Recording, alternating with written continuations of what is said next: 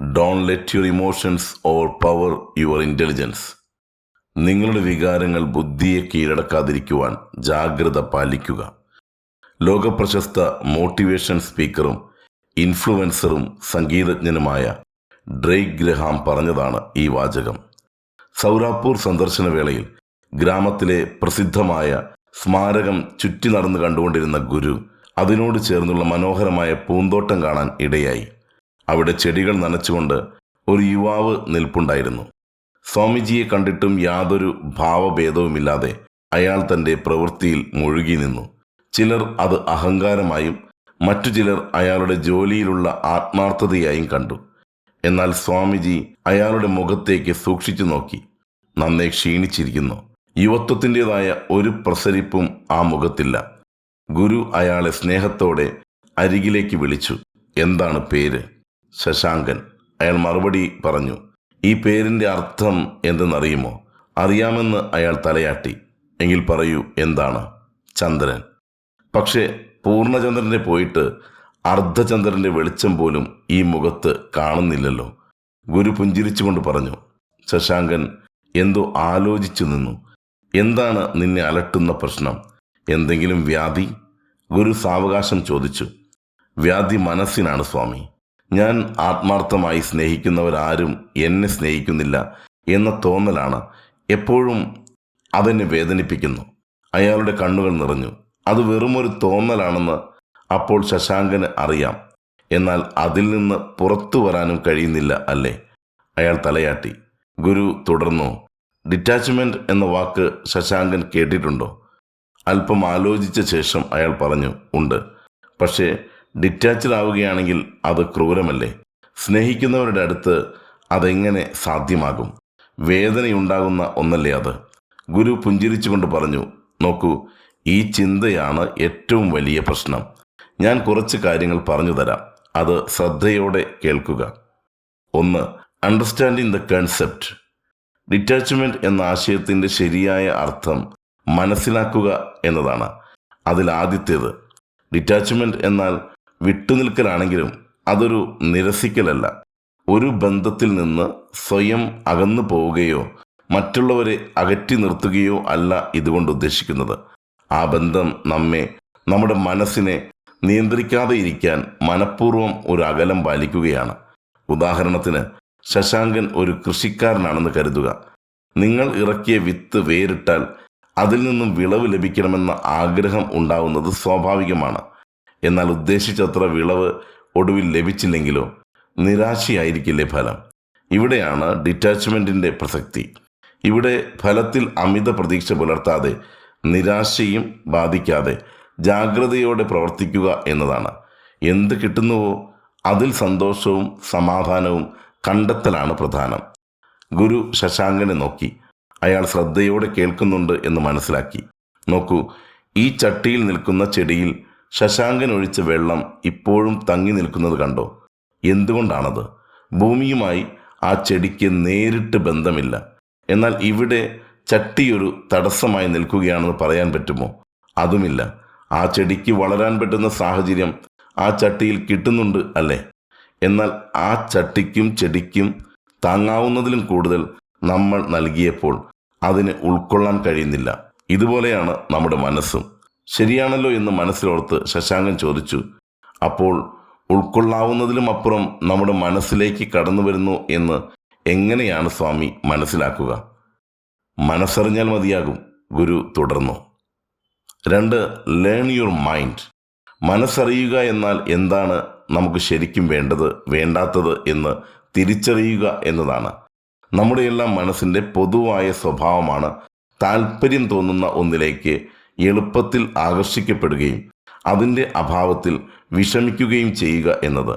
ഇത് എല്ലാവരിലും പതിവായ ഒരു മനോവൃത്തിയാണ്. ഈ പ്രതികരണ ശൈലിയെ തിരിച്ചറിഞ്ഞ് അതിനെ നിയന്ത്രിക്കുക എന്നതാണ് ആദ്യ ചുവട്.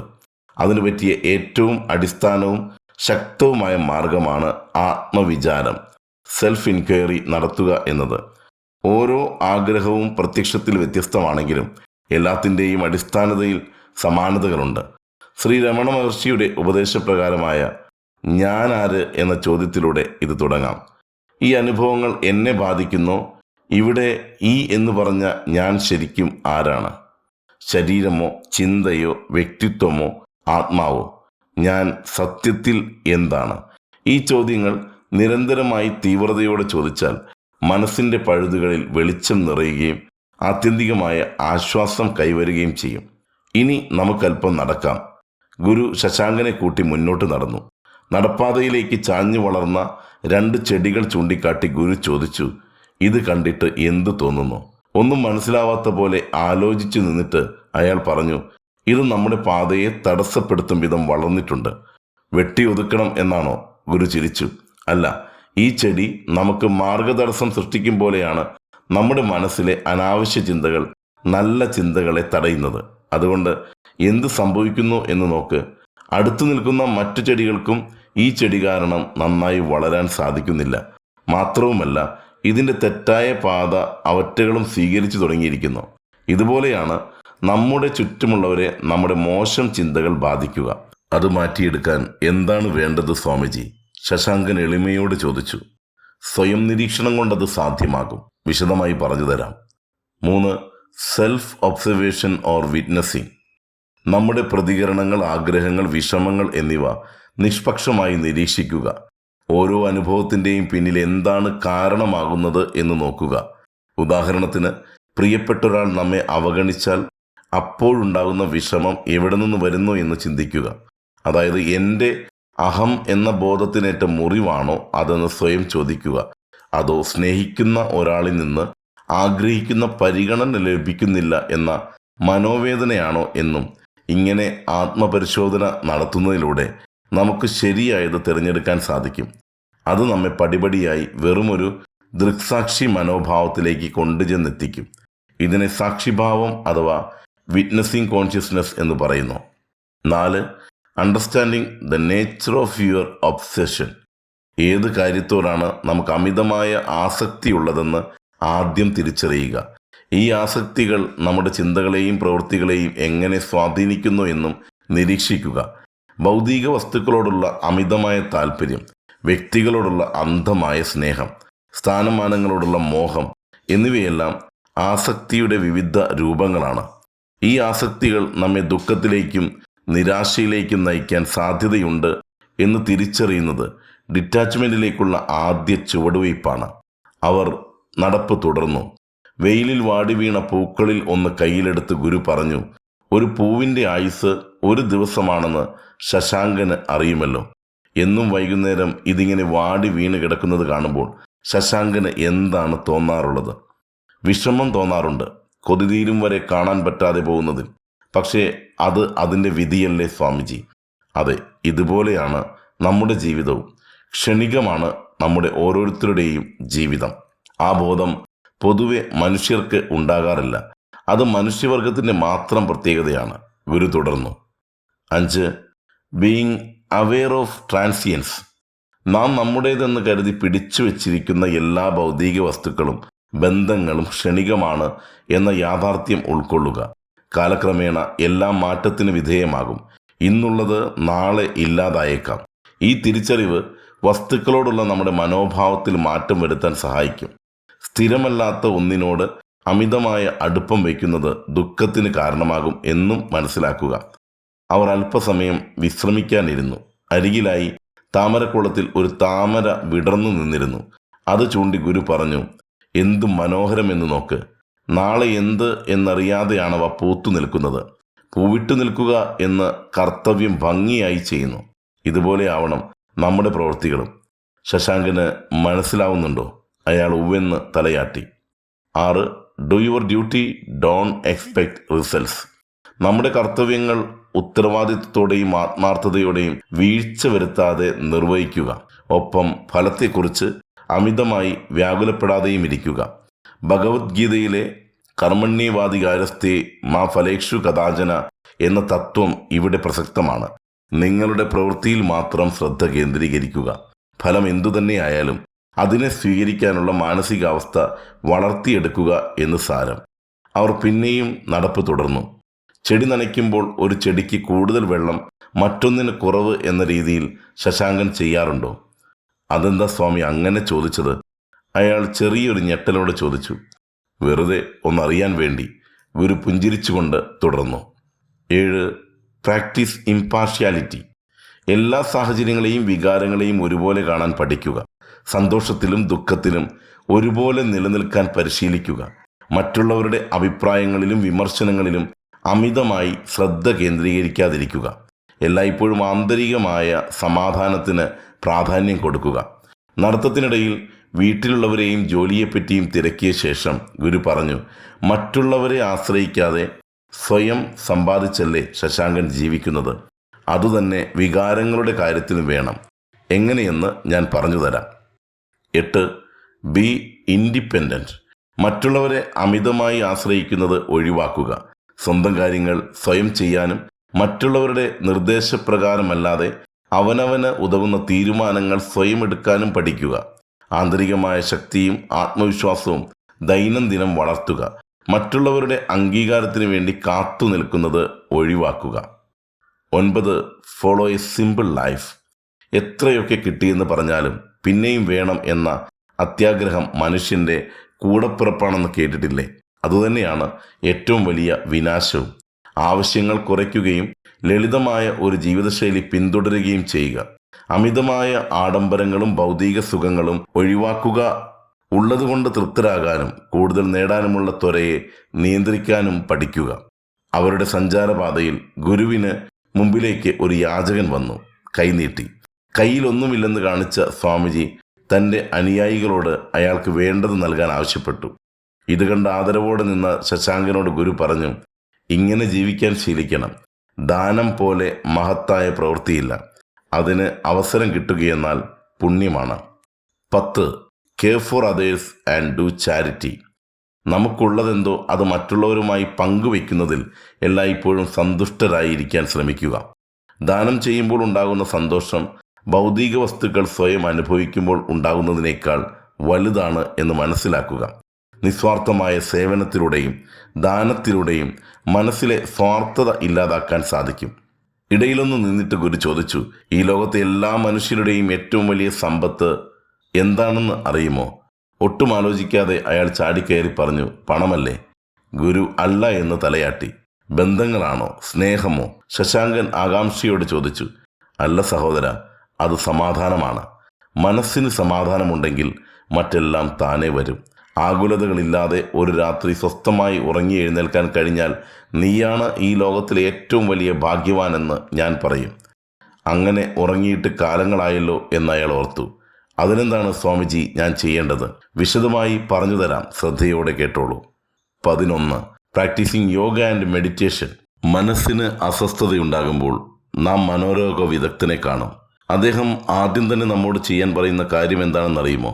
മനസ്സിനെ ശാന്തമാക്കാനുള്ള പൊതുവായ ചില വഴികൾ ശ്രമിച്ചു നോക്കാനല്ലേ? പ്രതിദിനം തോറുമുള്ള നമ്മുടെ യോഗ പരിശീലനവും ധ്യാനവും മനസ്സിനെ തണുപ്പിക്കുകയും ലയിപ്പിക്കുകയും ചെയ്യും. ഇതുവഴി നമ്മുടെ ജീവിതത്തിൽ ഒരു ഡിസിപ്ലിൻ കൈവരും. അങ്ങനെ അസ്വസ്ഥതകൾക്ക് ശമനവും ഉണ്ടാകുന്നു. ചില പ്രധാന ധ്യാന മാർഗങ്ങൾ ഞാൻ പറഞ്ഞു തരാം. ദിവസേന 1 മണിക്കൂർ നേരം ശ്രമിച്ചു നോക്കിയാൽ മതിയാകും. അനാപാനസതി, അതായത് ശ്വാസത്തെ നിരീക്ഷിച്ചുകൊണ്ട് മനസ്സ് ഏകാഗ്രമാക്കുക. വിപശ്യന ധ്യാനം, മനസ്സും ശരീരവും ഒരുപോലെ നിരീക്ഷിച്ച് ഒന്നാക്കുക. ജപം, ഒരു മന്ത്രം ആവർത്തിച്ച് ധ്യാനിക്കുക.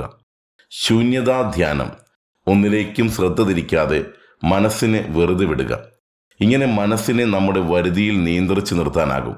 മനസ്സ് ഒരു കുതിരയെപ്പോലെയാണ്. അതിനെ നിയന്ത്രിച്ചില്ലെങ്കിൽ അത് തോന്നിയ വഴിക്ക് സഞ്ചരിക്കുമെന്ന് ഓർക്കുക. 12. Accepting and letting go your ego. Detachment എന്ന അവസ്ഥയിലേക്ക് മുന്നേറാൻ അഹം എന്ന ബോധം ഏറ്റവും വലിയ തടസ്സമാണ്. നമ്മുടെ അനുഭവങ്ങൾ നമ്മെ തൊടുന്നത് ഈ ബോധത്തിൽ നിന്നുകൊണ്ടുമാകാം. ഞാനാണ് ശരി, അവനാണ് തെറ്റ്, അയാളിലും അറിവ് എനിക്കുണ്ടായിട്ട് എന്തുകൊണ്ട് എൻ്റെ അഭിപ്രായം അംഗീകരിച്ചില്ല എന്ന് തുടങ്ങി ഈ ചിന്തകൾ നീളും. ഇങ്ങനെയുള്ള എല്ലാ പ്രതികരണങ്ങളുടെയും ഉറവിടം അഹത്തിൽ നിന്നും തുടങ്ങുന്നു. സ്വയം അവബോധമുണ്ടായാലും അതിനെ പൂർണ്ണമായും വിട്ടുകളയുക എന്നത് മനുഷ്യനായ ഒരാളെ സംബന്ധിച്ച് അസാധ്യമായ കാര്യമാണ്. പക്ഷേ ശ്രദ്ധയോടെ ഇടപെടുമ്പോൾ ഇത് പതിയെ പതിയെ നമ്മിൽ നിന്നും അകന്നു തുടങ്ങുന്നു. 13. Let's take the life more practically. എങ്ങനെ ജീവിതത്തിൽ പ്രാക്ടിക്കലാകാം, എന്താണ് അതിന് വേണ്ടത് എന്നതൊക്കെ എല്ലാവരുടെയും സംശയങ്ങളാണ്. ഇതിനാദ്യമായി വേണ്ടത് ആഗ്രഹങ്ങൾ കുറയ്ക്കുക. നമുക്കറിയാം, നമ്മുടെ എല്ലാ ആഗ്രഹങ്ങളും ഒരുപോലെ പ്രധാനമായവ അല്ല. അവയെ കൃത്യമായി വേർതിരിക്കുക. എന്താണ് അത്യാവശ്യമായത്, ആവശ്യമായത്, അത്യാവശ്യമല്ലാത്തത് എന്നിങ്ങനെ സ്വയം നിയന്ത്രിക്കുക. അതായത് എത്രത്തോളം ആഗ്രഹിക്കാം എന്നതിന് കൃത്യമായ അളവുകോൽ ഉണ്ടായിരിക്കണം. ഉദാഹരണത്തിന്, ഇതെനിക്ക് കിട്ടിയേ തീരൂ, അല്ലാതെ സമാധാനമില്ല എന്ന രീതിയിൽ ആഗ്രഹിക്കാതിരിക്കുക. ഇതൊരു തരം പിടിവാശിയാണെന്ന് മനസ്സിലാക്കുക. 14. Practice spirituality.